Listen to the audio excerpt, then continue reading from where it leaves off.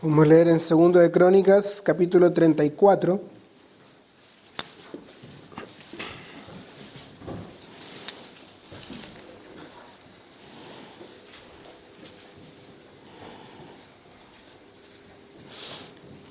Vamos a leer un poco antes, en el capítulo anterior, capítulo 33.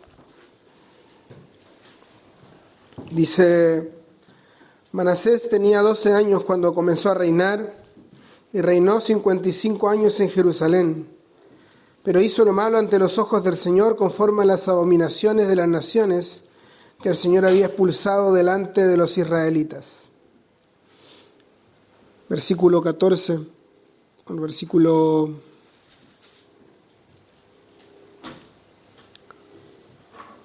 11, dice: Por eso el Señor hizo venir contra ellos a los capitanes del ejército del rey de Asiria, que capturaron a Manasés con garfios, lo ataron con cadenas de bronce y lo llevaron a Babilonia.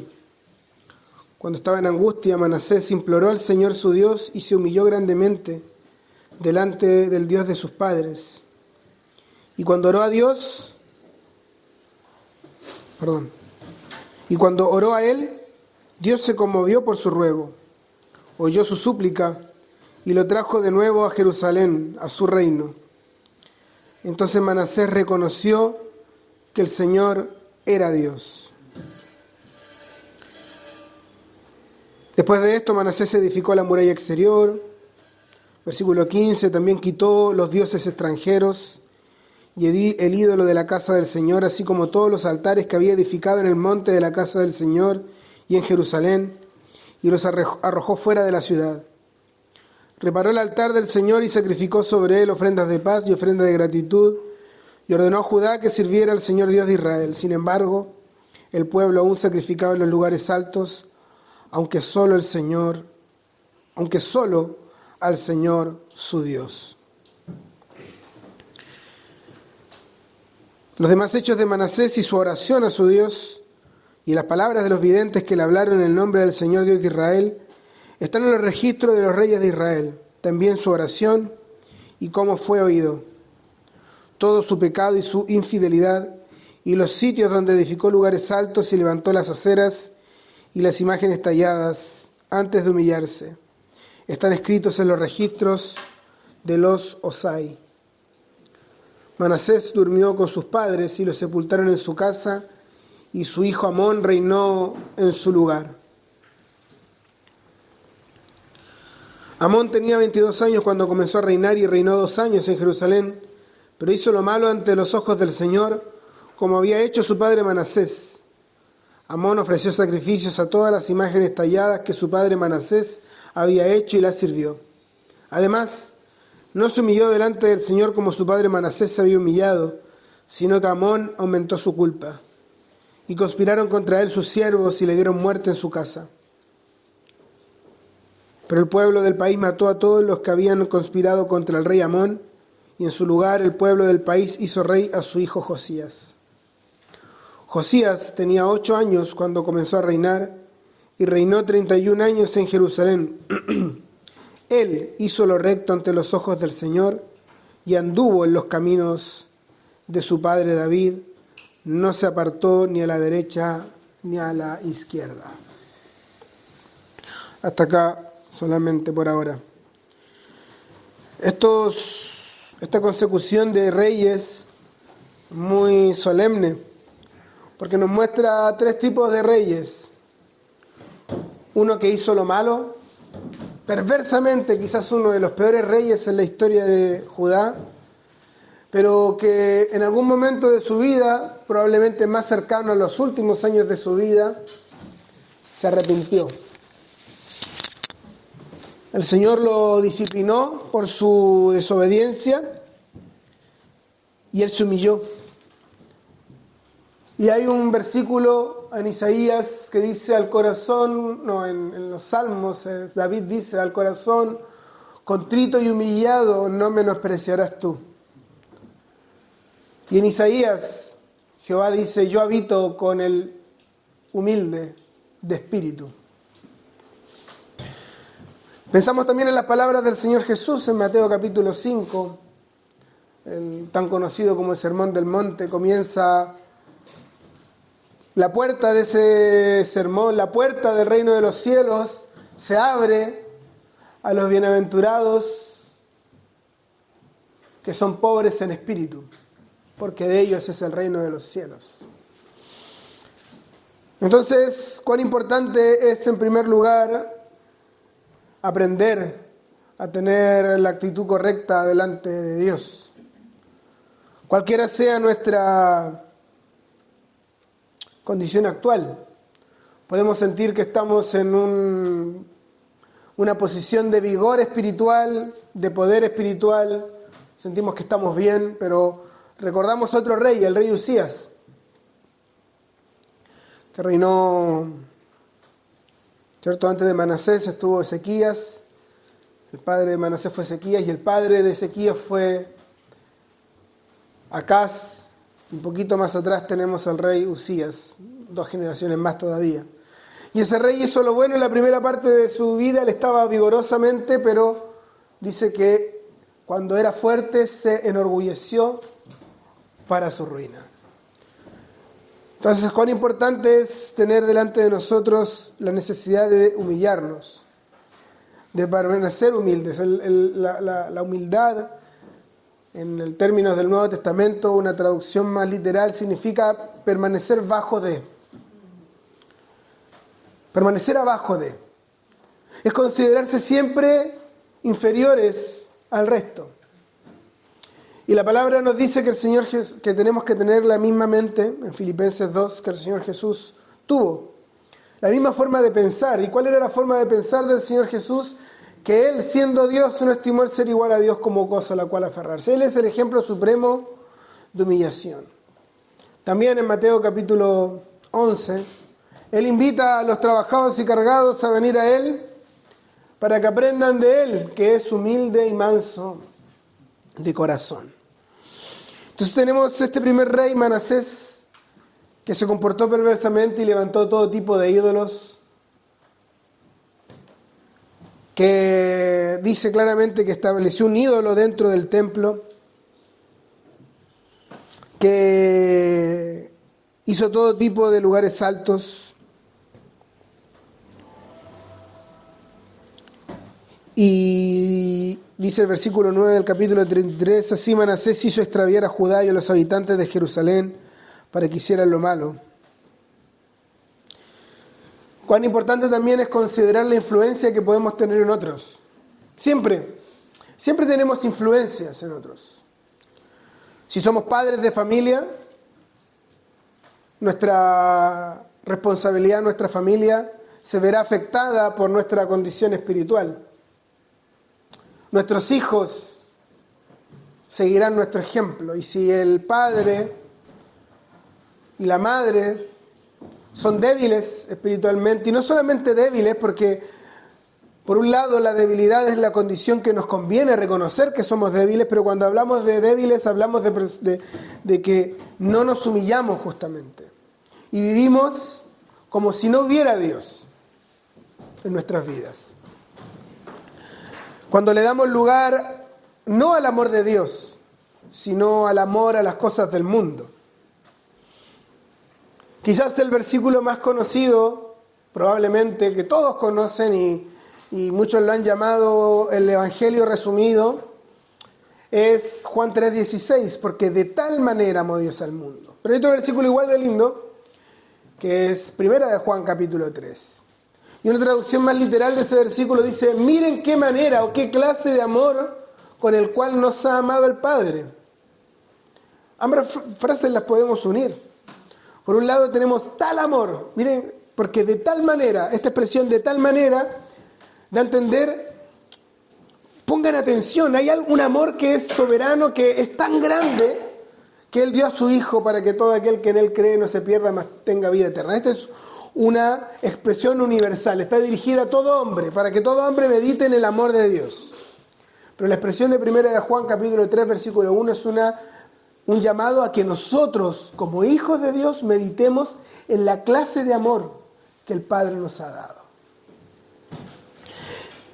Y qué importante es, para ¿qué tiene que ver esto con lo que estoy diciendo?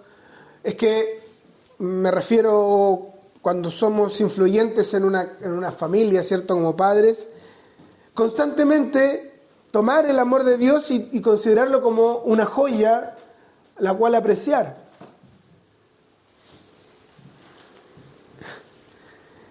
Es como un padre de familia que le han regalado algo y lo pone en un lugar para que todos lo vean. Y cada vez que pasa por allí, lo contempla, lo mira. Algunas familias ponen, ¿cierto? Cuando un hijo se ha titulado, ponen el título de su hijo y dice, qué orgullo, mi hijo es tal o tal cosa. Para nosotros, esas cosas ciertamente no tienen el valor en comparación con el considerar el amor de Dios. Tanto el amor de Dios universalmente para todo hombre, que dio a su Hijo, pero además esa clase de amor que nos ha hecho hijos de Dios.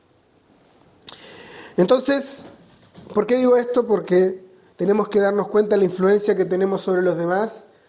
Y si somos padres, si somos jefes de familia, es importante que meditemos constantemente en el amor de Dios. Y hay 3 cosas, a ver si me acuerdo ahora, que nos pueden desviar del amor de Dios. Dice 1 Juan capítulo 2, vamos a leerlo.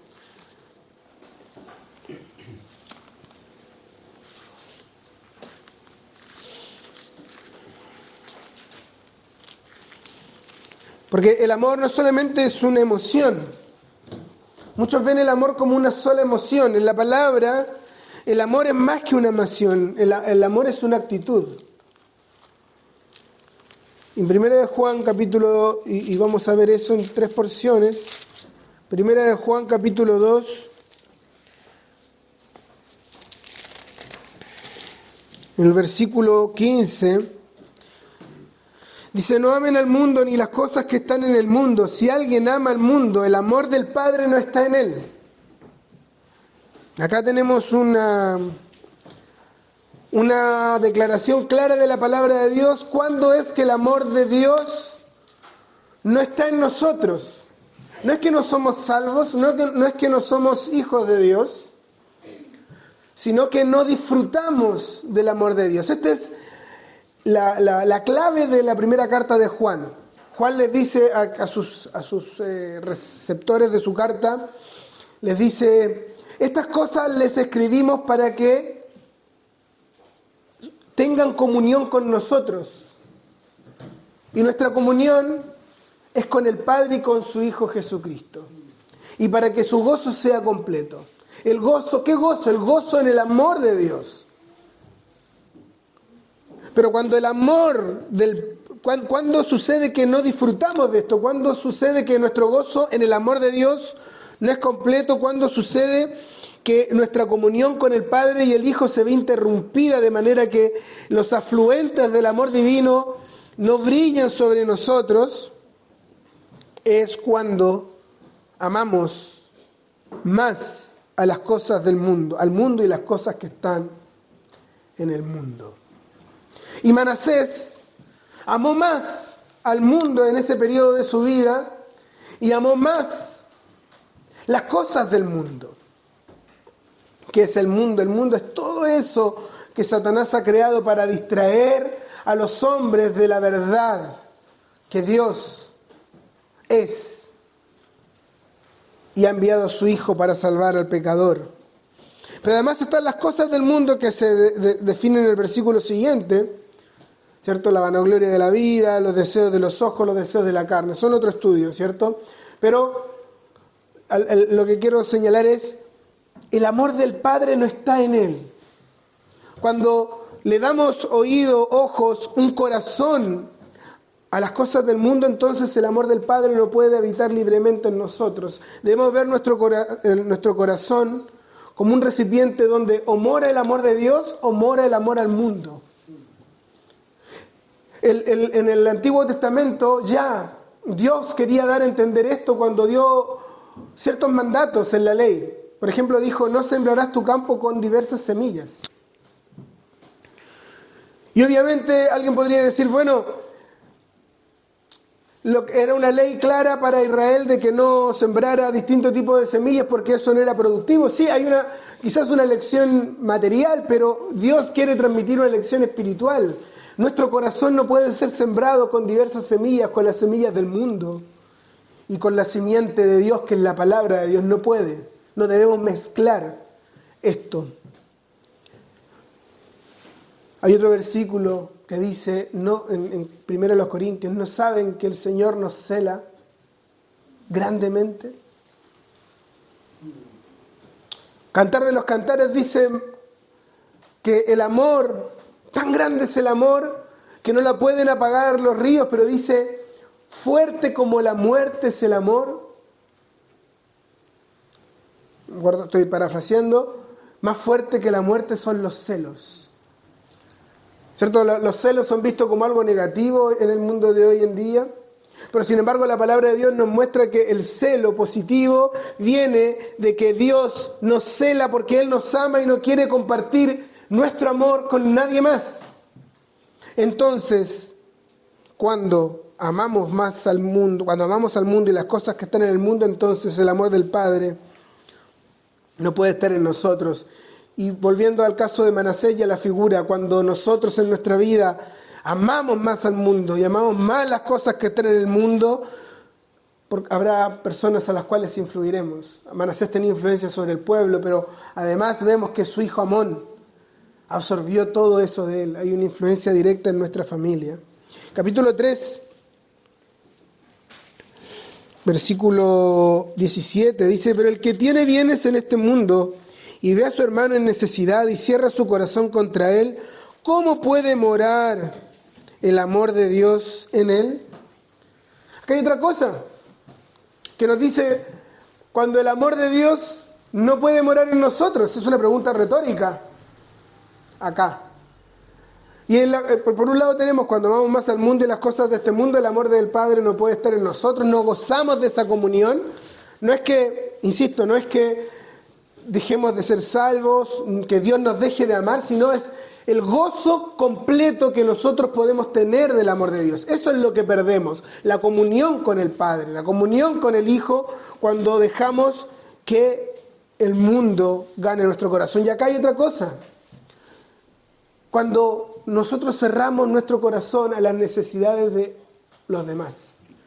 El amor entonces por eso no es solamente una emoción, sino que es una actitud. Y el amor de Dios en nosotros se refleja cuando nosotros también amamos a otros de una manera práctica. Cuando amamos a otros de una manera no simplemente de palabra. Hijitos, dice Juan en otra parte, no solamente amen de palabra, sino también en hecho y en verdad. Y una forma de eso es si tenemos bienes en este mundo y podemos compartir con los que tienen necesidad. Y en Juan ahora el Evangelio según Juan, en el capítulo 15,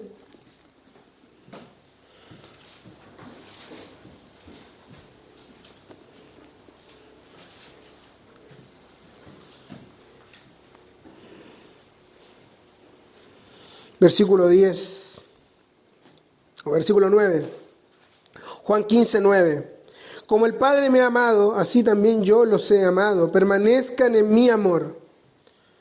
¿Cómo, Señor Jesús? ¿Cómo podemos permanecer en tu amor? Si guardan mis mandamientos, permanecerán en mi amor. Así como yo he guardado los mandamientos de mi Padre y permanezco en su amor. Permanecer acá significa habitar, morar. Hemos visto ya en la primera carta de Juan 2 obstáculos para que el amor de Dios habite libremente. Uno es amar al mundo. Otro es cerrar nuestro corazón a las necesidades de nuestros hermanos. Y acá es guardar los mandamientos del Señor Jesús.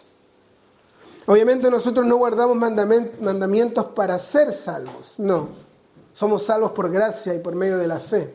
Tampoco podemos ser santos por medio de ciertas prácticas religiosas o leyes que el Señor nos ha dejado. No, ya somos hechos santos y sin mancha delante de Él por lo que Él ha hecho.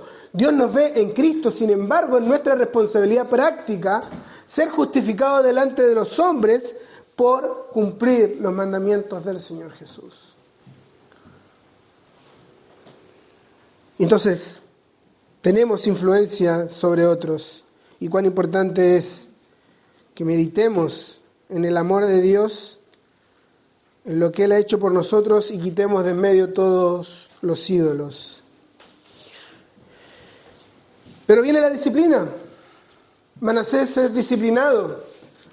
Y esto nos da una lección, o dos lecciones. Primero podemos ver por un lado que Manasés era de estos creyentes que se han alejado mucho del camino de Dios. ¿Por qué digo esto? Porque en Hebreos también dice que el Señor al que ama disciplina y castiga a todo aquel que recibe por hijo. Dios no disciplina a aquellos que no son sus hijos. Yo no puedo ir y disciplinar al hijo de mi vecino, porque no es mi hijo. Yo tengo disciplina sobre mi casa. Y el padre disciplina a sus hijos. Y Manasés es disciplinado porque Dios utiliza la providencia de las circunstancias para poder atraerlo de vuelta a Él. Pero también en Job leemos que Dios habla de dos formas al hombre. Una es a través de sueños y otra es cuando pone a un hombre en una enfermedad, a un lecho de muerte, y Él le hace meditar acerca de la vida. Entonces las circunstancias también pueden atraer a una persona, pero en este caso de Manasés lo hacen, dice en el versículo 12, cuando estaba en angustia Manasés imploró al Señor su Dios, ¡su Dios! Hay una posesión de la realidad, de conocer a este Dios personal, de relación. Este nombre acá, Señor, que en nuestra traducción es utilizada, la traducción de las Américas, sabemos que es Jehová. Y Jehová es el eterno, el yo soy, aquel que es. Es el Dios del pacto, el que se le mostró a Moisés en la zarza. Y Dios lo escuchó y se compadeció de él. Dios es bondadoso, Dios se compadece. Todavía mientras dure el día de la gracia, Dios siempre se compadecerá de todo aquel que vuelve a Él. Por lo tanto, mientras hay oportunidad, podemos volver a Él y Él nos extiende su mano de misericordia para volver a usarnos. Y Manasés tuvo una segunda oportunidad. Ojo, el gobierno de Dios hizo que su hijo no fuese restituido. Su hijo Amón fue más perverso que él. Y es importante, a veces nosotros podemos decir, bueno, yo sé que estoy mal, pero más adelante lo voy a arreglar y entonces voy a empezar a caminar de la forma correcta para influenciar a mi entorno, pero hay cosas que no tienen arreglo a veces. Porque el gobierno de Dios es simple. Todo lo que el hombre sembrare, eso también segará. Y si yo he sido una mala influencia para mi familia, o para mis hermanos, o para mi vecindario, etcétera, etcétera, yo voy a tener que cosechar los frutos amargos de lo que he sembrado. Y Manasés lo cosechó en su hijo Amón, pero él tuvo una segunda oportunidad y sin lugar a dudas, Josías fue el fruto de esos años. Cuando murió Amón, Amón reinó solamente 2 años. Murió Manasés, empezó a reinar Amón. Y fue tan perverso que incluso sus siervos lo asesinaron. Pero quiere decir que Josías tenía tan solo 6 años cuando su abuelo Manasés murió. Pero Manasés utilizó esos 6 años, muy probablemente, a todo lo que pudo para criar o para enseñar a ese hijo. Entonces, acá tenemos otra cosa. También hay otras personas que pueden tener influencia en el corazón de un niño, en este caso el abuelo o los abuelos. Pero qué triste es para Manasés saber que su hijo se ha perdido y cuán importante es para nosotros ver la influencia que tenemos sobre los demás, tener un corazón humillado. Y dice que Manasés, antes de seguir con Josías, Manasés inmediatamente cuando fue restituido, lo primero que hizo fue edificar la muralla exterior. Lo primero que nosotros tenemos que hacer en humillación, es reconstruir aquello que marca la separación con el mundo. Los muros son para separar, para hacer una separación para que lo malo no entre. Y lo primero que debemos hacer, si vemos que nuestro camino está hacia el amor del mundo, como hemos visto en 1 de Juan, entonces lo primero que tenemos que hacer es establecer muros de separación. Tenemos que, después dice más adelante, versículo 15, también quitó los dioses extranjeros y el ídolo de la casa del Señor y los arrojó fuera de la ciudad. Primero pone un muro que nos habla de separación, pero después limpia. Luego restituye. ¿Qué es lo primero que tengo que hacer entonces? En humillación, si mi camino, mi condición espiritual es la condición de idolatría, de debilidad, de fracaso, para poder ser restituido, lo primero es establecer muros de separación, separarme del mundo. Segunda Timoteo capítulo 2, apártese de iniquidad todo aquel que invoca el nombre de Cristo. Y nosotros hoy en día vivimos en un mundo que no les gusta las separaciones ni las barreras de separación. Se ridiculizan a aquellos creyentes que quizás tienen un concepto erróneo en ciertas cosas, pero que viven de una forma como si fuera hace 2 siglos atrás, porque ellos ven de forma exterior que deben separarse del mundo, pero al mismo tiempo los que juzgan y se burlan de esto como cristianos, permiten que el mundo entre con todas sus cosas a la casa, a la vida individual de la persona. Hoy en día los muros se deben poner, hay un concepto en la internet, ¿cierto? Que son muros virtuales para proteger de los virus que puedan entrar a través de internet, ¿cierto? Pero nosotros también tenemos que establecer muros porque hoy en día el mundo quiere bombardear a nuestro entorno, a nuestra vida, con todo tipo de filosofías y cosas de este mundo. Pero lo siguiente, no es solamente separarnos, luego tenemos que limpiarnos.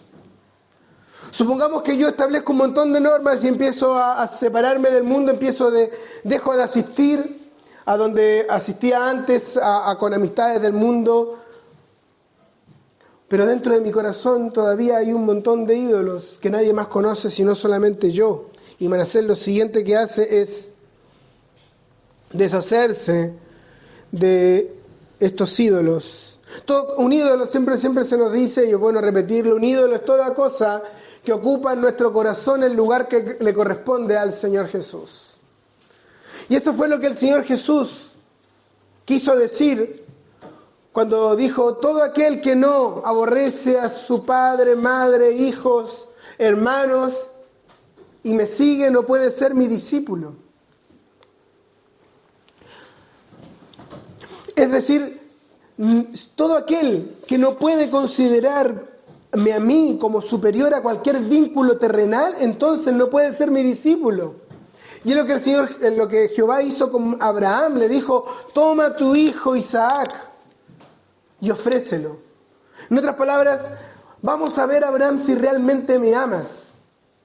Y como que si Jehová quisiera poner justamente el dedo allí en la llaga, le dice, toma a tu hijo a quien tú amas.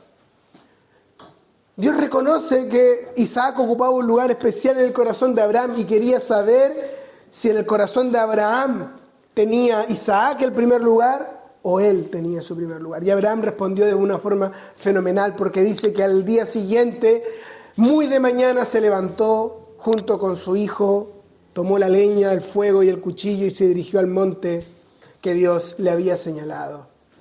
Y cuando estaba a punto de hacer descender el cuchillo, le dijo, Abraham, detén el cuchillo porque yo sé que tú me amas, porque no me negaste ni aún a tu hijo único. Entonces debemos preguntarnos, ¿qué hay en mi vida? Pueden ser cosas que no son malas en sí mismas, pero que están ocupando un lugar que le corresponde solo al Señor. Y Dios quiere que nosotros ofrezcamos esas cosas sobre el altar del sacrificio. No, neguemos esas cosas, aunque no sean malas en sí mismas, las neguemos para darle a Él el lugar que le corresponde. Dice que quitó los dioses extranjeros y el ídolo de la casa del Señor, así como todos los altares que había edificado en el monte de la casa del Señor y en Jerusalén. Estaba lleno de ídolos. Hay una frase, un hermano dijo alguna vez: el corazón humano es una constante fábrica de ídolos. El corazón humano es una constante fábrica de ídolos, porque siempre por causa del pecado querremos tomar otras cosas y ponerlas en el lugar que le corresponde al Señor. Por eso la humillación, el juicio propio debe ser un trabajo diario. Cada día, como hemos cantado de día al comenzar, cada día está Jesús conmigo. Debemos ser conscientes de esto. Y primero, ¿qué es lo que hizo? Primero puso un muro de separación, una muralla. Luego quitó los dioses y los, dice claramente, los arrojó fuera de la ciudad. Los muros habían sido puestos y ahora todo aquello que no correspondía es puesto fuera, pero hace una tercera cosa: reparó el altar del Señor.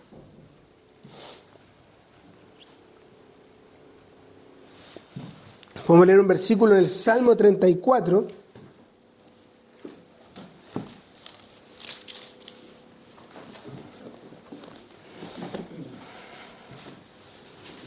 Versículo 14.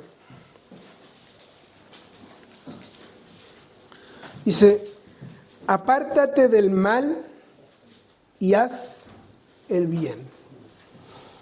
Un poquito más atrás dice, versículo 11: vengan hijos, escúchenme, les enseñaré el temor del Señor. 14: apártate del mal y haz el bien. Se han escrito muchos libros acerca de qué es el temor del Señor, y es bueno que los podamos leer, pero si alguien quiere tener una definición sencilla, es este versículo 14. El temor del Señor es apartarse del mal y hacer el bien. Manasés hizo tres cosas. Puso una muralla para apartarse del mal, quitó los ídolos para apartarse del mal, pero luego hizo algo para hacer el bien. Reparó el altar de Dios. Y esto es algo también muy importante que podemos fallar en hacer. Porque podemos querer separarnos mucho del mal, poder quitar todos los ídolos y vivir una vida impecable exteriormente, y poder cumplir solamente la primera parte de esta cláusula, que lamentablemente era el problema de los fariseos. Los fariseos tenían un montón de leyes para apartarse del mal. Pero ¿qué tuvo que decir el Señor usando las palabras de los profetas? Dice: yo no quiero sacrificios, misericordia y justicia quiero cosas positivas. Y hay es otro contexto, pero podemos leerlo en Mateo para entender por qué esto es importante. Mateo capítulo 12 creo que es.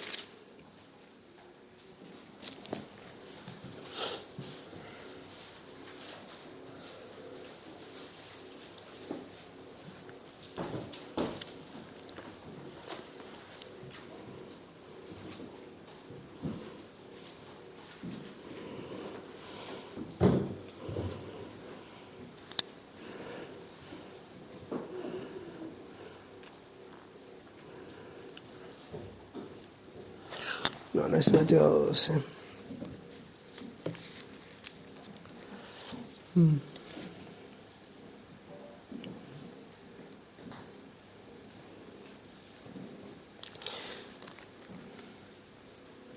Sí, capítulo 12, perdón. Versículo 43. Dice: cuando el espíritu inmundo, 12:43, cuando el espíritu inmundo sale del hombre, pasa por lugares áridos buscando descanso y no lo halla. Entonces dice: volveré a mi casa de donde salí, y cuando llega la encuentra desocupada, barrida y arreglada. Y entonces va y toma consigo otros 7 espíritus más depravados que él, y entrando moran allí, y el estado final de aquel hombre resulta peor que el primero. Así también será con esta generación perversa. Esta enseñanza tiene una interpretación clara, ¿cierto? Está hablando de la casa de Israel. Esa es lo que significa la casa de Israel. Se limpió exteriormente, el fariseísmo, que es lo que hizo, limpió todo, la desocupó. Pero ¿qué pasó con la casa? Estaba desocupada. Por lo tanto, ahora estaba limpia para que vinieran más demonios todavía. Y eso es lo que pasó con la casa de Israel. Pero vamos a hacer una aplicación para nosotros. Podemos poner muros de separación, podemos barrer en la casa de nuestro corazón, podemos limpiarnos de todo aquello que no es conforme al corazón del Señor, pero si no llenamos nuestro corazón de cosas buenas, si no hacemos lo bueno, entonces lo malo que dejamos va a querer volver. Apartarse del mal es una parte, pero lo siguiente que tenemos que hacer es hacer lo bueno.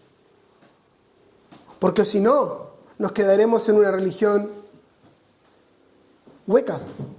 Vamos a apartarnos de todo lo malo, vamos a decir, no, todo esto no, está mal esto otro, está mal esto otro, yo no vivo nada de eso, y eso está bien.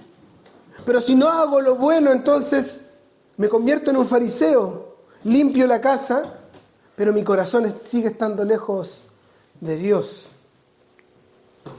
En palabras del apóstol Pablo en Efesios capítulo 4, dice de la siguiente forma: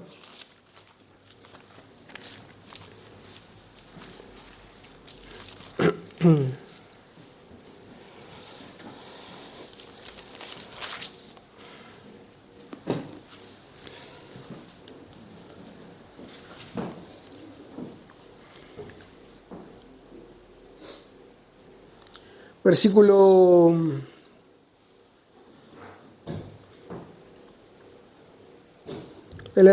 20, 4:20, pero ustedes no han aprendido a Cristo de esta manera.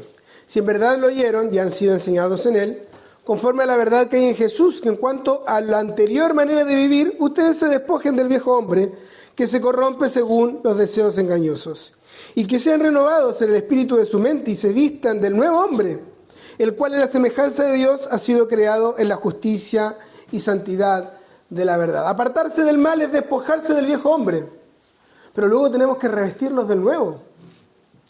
Tenemos que hacer lo bueno.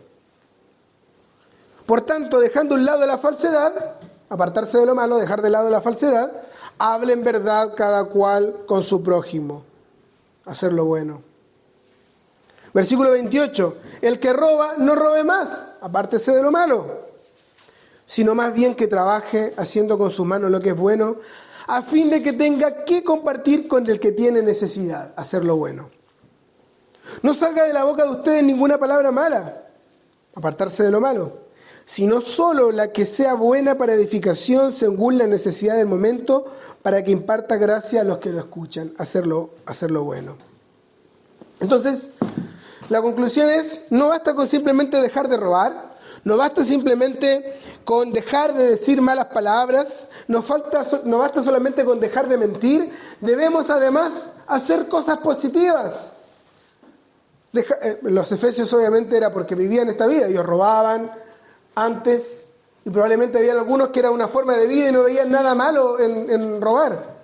Y Pablo está diciendo, bueno, dejen de robar, pero no solamente dejen de robar, también trabajen y con las cosas que ganan, compartan con los que tienen necesidad.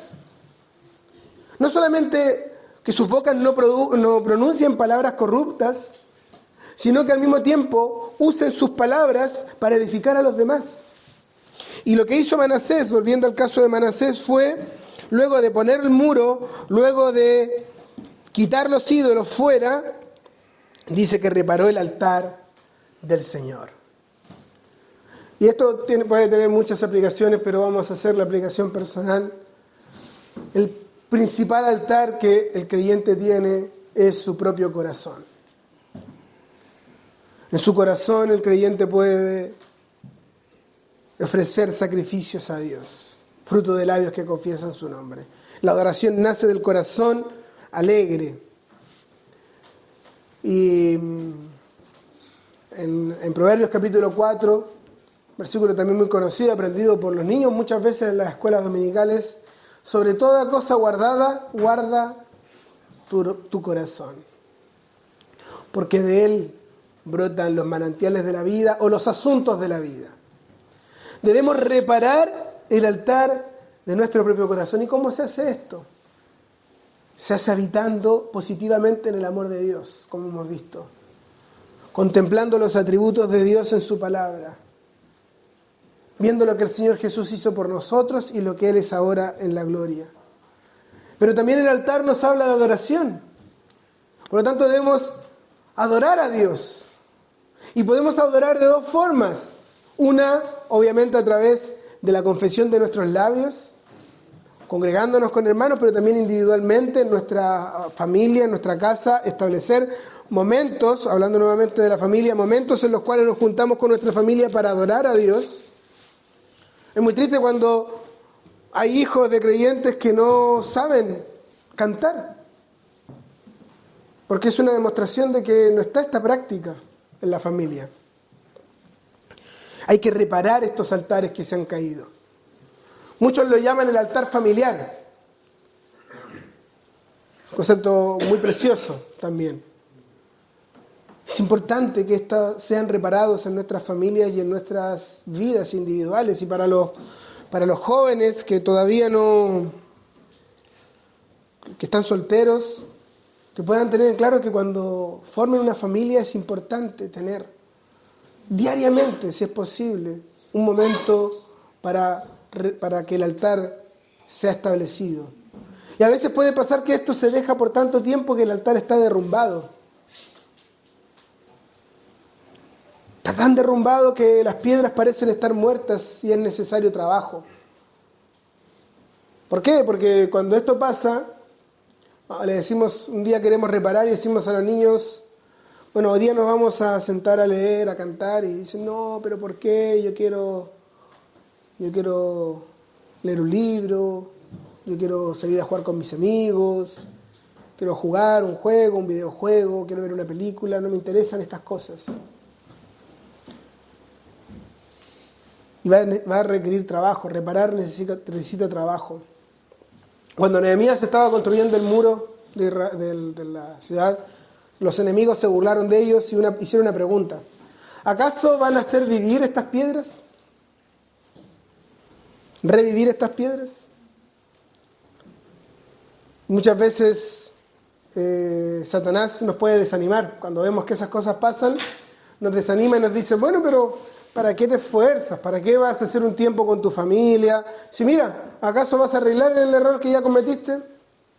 Pero Nehemías perseveró y el altar se pudo reparar. Es importante, nuevamente para los jóvenes, cuando formen una familia, tener un altar, ya sea, aunque no tengan hijos todavía, puedan formar ese hábito con su esposa.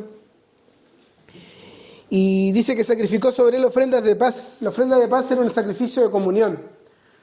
Se presentaba un sacrificio y de ese comían el sacerdote, los hijos de los sacerdotes y el que lo ofrecía. Todos comían. Habla de comunión. Y debemos ofrecer sobre el altar de nuestro corazón, en primer lugar, nuestro corazón para que el Señor pueda tener comunión con nosotros, lo que leíamos de Primera de Juan.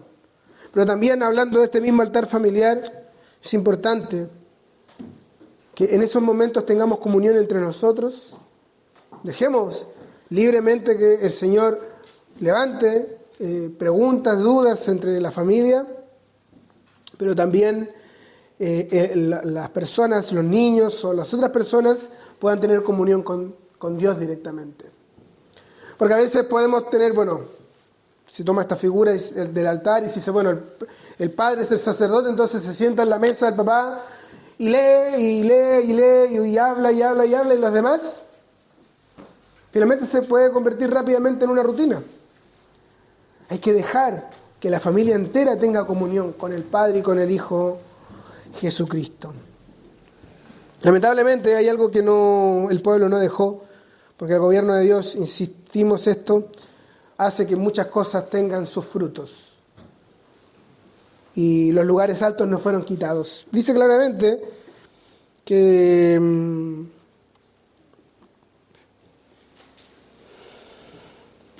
que fue oído por su oración. Versículo 17, sin embargo el pueblo aún sacrificaba en los lugares altos, aunque solo al Señor su Dios. Hay alguien puede decir, bueno, pero no está malo porque adoraban al Señor.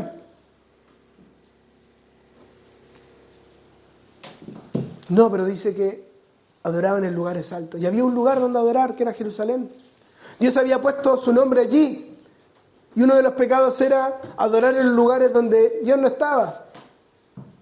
¿Qué significan los lugares altos para los creyentes? Los lugares altos dan a entender, cuando nosotros tenemos un concepto acerca de Dios equivocado, erróneo. Porque nos presenta un ídolo disfrazado del nombre del Señor.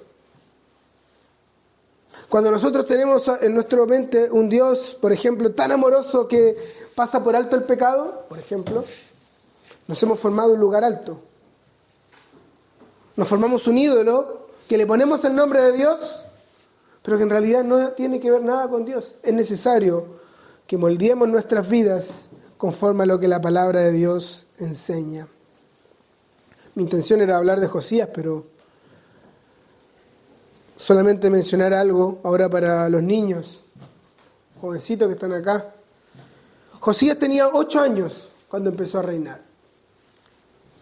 Acá casi todos los niños tienen 8 años o más. Y dice que él hizo lo recto ante los ojos del Señor y anduvo en los caminos de su padre David. Qué importante que dice que anduvo en los caminos de su padre David. Porque no dice que anduvo en los caminos de su padre Amón. Claro está, porque se condujo de mala manera. Pero pudo haber dicho según los caminos de su padre Manasés en los últimos años de su vida. Pero no. El modelo familiar era David. De ahí viene la descendencia real y David es una figura del Señor Jesús. Aún a la corta edad que puedan tener, pueden caminar conforme al camino que el Señor Jesús marcó, porque Él nos dejó ejemplo para que sigamos sus pisadas. Dice que no se apartó ni a derecha ni a izquierda. Hay un equilibrio santo en la vida de Josías. Ahora vamos a tener nuestras reuniones de estudio acá en Valparaíso y estas reuniones de estudio nos muestran justamente lo que puede significar apartarse a derecha e izquierda.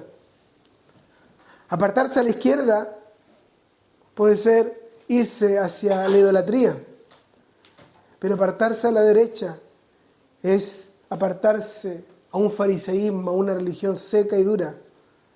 O exteriormente parece impecable, no le hago mal a nadie, pero mi corazón está lejos de Dios. Sin embargo, Josías no se apartó ni a derecha ni a izquierda. En el 8º año de su reinado, siendo aún joven, 8 más 8, 16. Tenía 16 años.